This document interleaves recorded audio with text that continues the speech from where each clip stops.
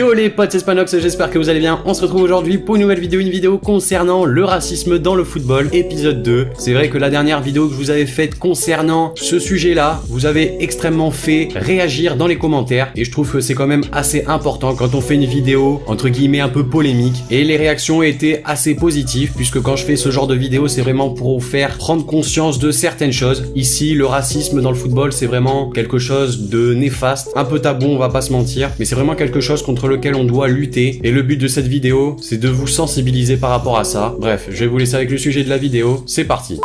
On a premièrement Roberto Carlos. Son passage au Anzima Kashkala aurait dû être plus paisible pour Roberto Carlos après sa magnifique carrière, mais malheureusement il a été victime de racisme. Un supporter russe lui avait lancé une banane dessus, ce qui avait totalement attristé le latéral brésilien qui avait préféré quitter le terrain. Ensuite on a Pape Diop. L'ex-milieu sénégalais de Levante avait déclaré avoir fait l'objet de cris de singe de la part de supporters de l'Atlético Madrid. Son geste après la défaite de l'Atlético Madrid avait été perçu comme une provocation de la part de certains joueurs du club madrilène, et le match s'était achevé par un début de bousculade. Diop s'était ensuite exprimé à ce sujet en expliquant qu'il s'apprêtait à tirer un corner et qu'une partie des supporters de l'Atlético avait commencé à pousser des cris de singe. Il a poursuivi en disant: je n'ai rien contre les supporters de l'Atlético parce que ça a été seulement le fait d'une partie du public, mais il me semble que c'est un manque de respect qui se produit sur tous les terrains, c'est une provocation. Je ne sais pas si on peut qualifier ça de racisme, mais il faut que les cris de singe s'arrêtent. On a ensuite Patrice Evra. Lorsqu'il évoluait du côté de Manchester United, Luis Suarez avait refusé de lui serrer la main. C'était lors d'un match Man United-Liverpool. On se rappelle quand même beaucoup de gestes racistes de Luis Suarez lorsqu'il évoluait en Première Ligue. Heureusement, on a vu quand même une évolution assez positive puisque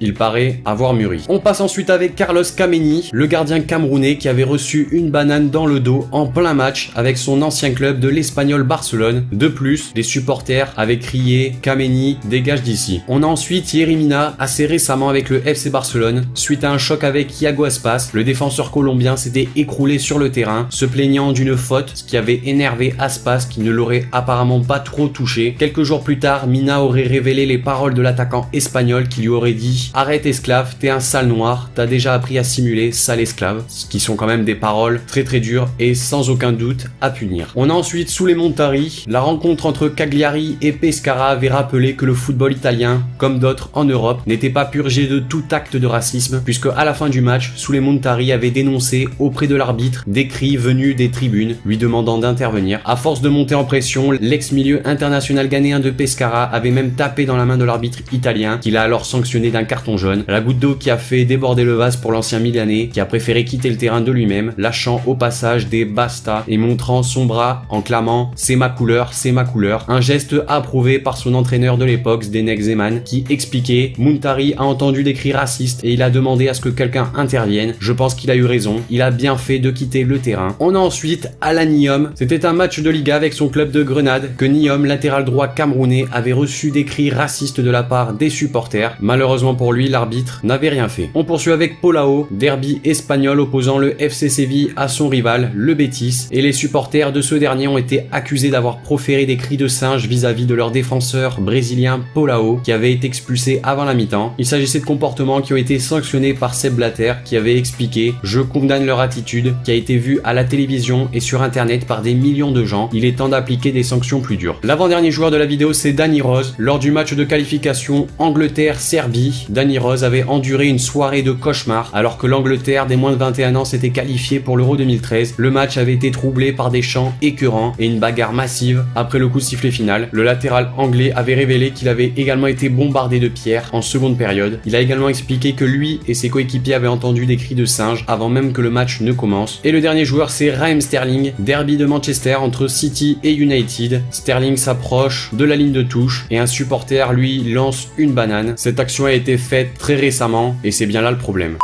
Donc voilà les amis, cette vidéo concernant le racisme dans le football, épisode 2 est maintenant terminée. N'hésitez pas à me dire dans les commentaires ce que vous en avez pensé de ce deuxième épisode. N'hésitez pas à réagir dans les commentaires, c'est très important. Lâchez le like si la vidéo vous a plu. Abonnez-vous si c'est pas déjà fait. Et moi je vous dis à la prochaine pour une nouvelle vidéo, c'était Spanox. Allez, salut tout le monde. Je sens l'odeur de mon âme qui brûle.